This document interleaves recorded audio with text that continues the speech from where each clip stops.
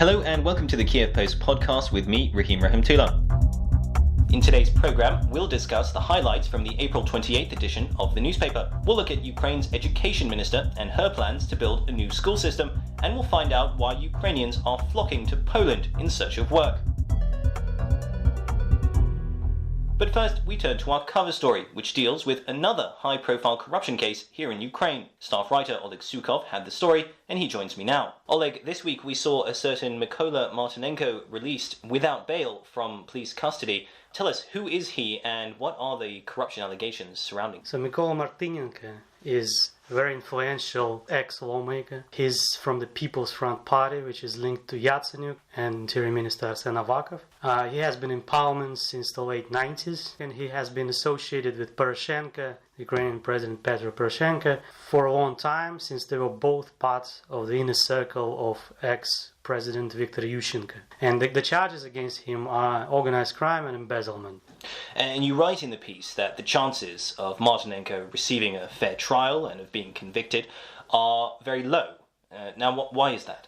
So it's very low because while the NABU, the National Anti-Corruption Bureau, which arrested him, is believed to be relatively independent, the rest of the law enforcement system is dependent on Poroshenko and other politicians. Judiciary, for example, is very corrupt, very politically dependent, and unless independent anti-corruption courts are created, which is unlikely, he's very unlikely to be convicted because not a single top official has been convicted of corruption in Ukraine.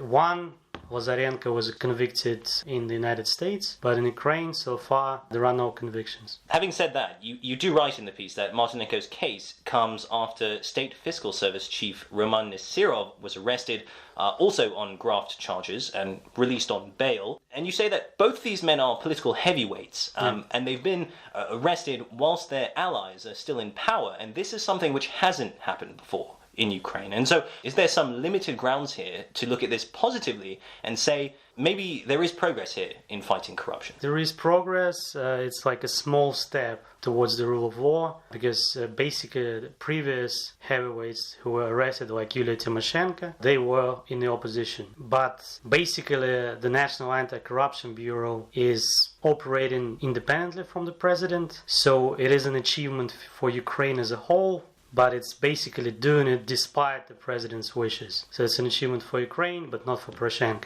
But at the same time, it's a kind of a small step because what matters is conviction, not the arrest, because there could be a lot of high-profile arrests and no convictions. And as far as heavyweights are concerned, actually Martynenko is more influential even than Nesirov, because basically Nesirov was a state official who implemented decisions made by superior politicians, while Martynenko was a decision maker himself. So, Oleg, it sounds like it's a mixed picture as ever. I'm not sure if it's a glass half full or a glass half empty situation, but I'm sure we'll return to it again on the podcast. But thank you very much for joining us today. Thank you. We turn now to education, where Ukraine's minister for the sector has big plans. Staff writer Elena Goncharova knows what they are, and she joins me now. So, Elena, what is in the works at the education ministry? So, the new education minister, Lilia Hrinevich, plans to reform secondary school in Ukraine, which, in her words, has been neglected for the last 20 years. So now, the education ministry team, together with the government, plan to introduce the new law on education, and starting next year, children in Ukraine will go to a 12-year school, which is a new practice because in previous years we had only 11-year school, and now that's a topic of hot debates in Ukraine, whether it's a good idea or not for children to have this additional year in their curriculum. Is it fair to characterize these changes, for example, adding this extra year, as an attempt to move from the Soviet system closer to a Western system? I guess that's the plan of the ministry, to make Ukraine's education system less Soviet and move it closer to the way children study in France or, for example, in the UK, where the 12-year system was already in place. And so, as she told during the interview, it would be better for children to learn soft skills as well as hard skills and to become financially literate, because that's what people in the 21st century should know. And that's often a problem with Ukrainian kids when they don't know basic things they'll have to practice in everyday life. And speaking of financing, you actually write in the piece that finding the money for all of this is something of a problem for the Ukrainian government.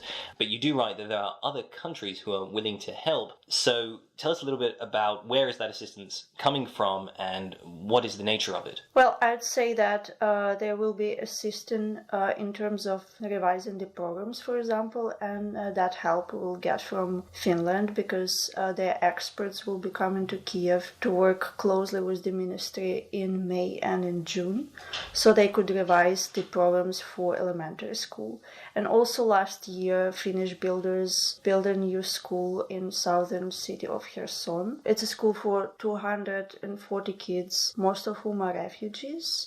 And that was Finland's single donation to Ukraine in terms of educational cooperation. So it sounds like there has already been some positive changes and more on the way. Let's hope that those will stop the brain drain that we have seen here for a number of years. Olena, that's where we'll have to leave it, but thank you for joining us. Thank you. We turn now to our final story, which is that of Ukrainians heading to Poland in search of work. Oksana Gritsenko has the story, and she joins me now.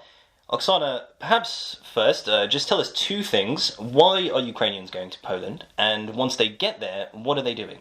Well, Ukrainians go to Poland in search of a job because the Polish labor market is in a big demand of workers, both skilled and unskilled ones, because many Poles left from Poland to other countries like first Great Britain and Germany. And that's why Ukrainians are trying to fill in this gap, and the Polish businesses are basically happy to employ them. They work in plants, they do some cleaning. Many of them are also involved in agriculture, especially now when the warm season starts. Many people, even the entire families, go for seasonal work for the Polish farmers. And they earn basically like $2 per hour, which is a good pay in comparison to what they make in Ukraine. And apart from the money, which sounds like, although very low still, it is better than what they might get in Ukraine, what else are the impressions of Ukrainians that you spoke to who have worked in Poland? Were they positive? Did they say it was better than in Ukraine, or how did they see it? Yes, the workers I spoke with, they were basically very happy with their job in Poland. They say they have good attitude from the Polish employees, from co-workers. They basically like work and life in Poland. They, of course, see some disadvantages. They are missing their homes. Most of them plan to go back home after they earn some money. And many of them are also sending money to their families in Ukraine. And we should say, of course, that this story is not entirely a happy one, although many Ukrainians do find good jobs and good wages there. But you also write that there is a risk of human trafficking with all this labour migration. Tell us a little bit about that and what were you able to find out? Since Poland is a very popular destination for Ukrainians, now it's like a number 2 destination for work. Very often people are being mistreated there by their employers.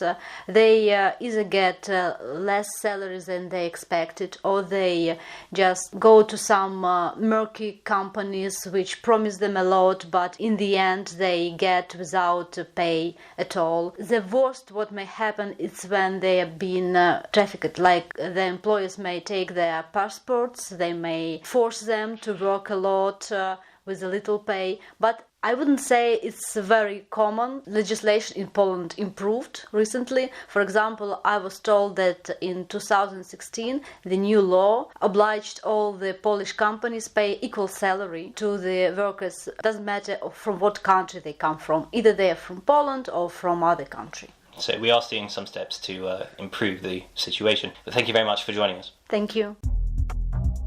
And on that note, that's where we'll have to leave it for today. Many thanks for listening, and remember, if you want to read any more about the stories we've been discussing, you can do so at our website, kievpost.com. Until next week, goodbye.